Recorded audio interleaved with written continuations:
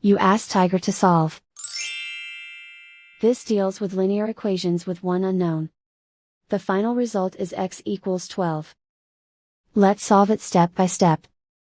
Simplify the expression. Expand the parentheses. Simplify the arithmetic.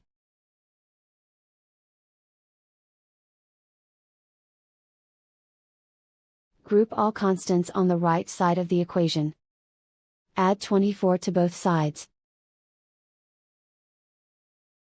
Simplify the arithmetic.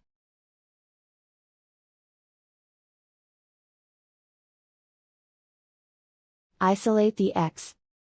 Divide both sides by 2. Simplify the fraction.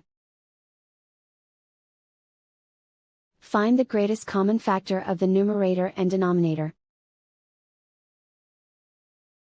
Factor out and cancel the greatest common factor.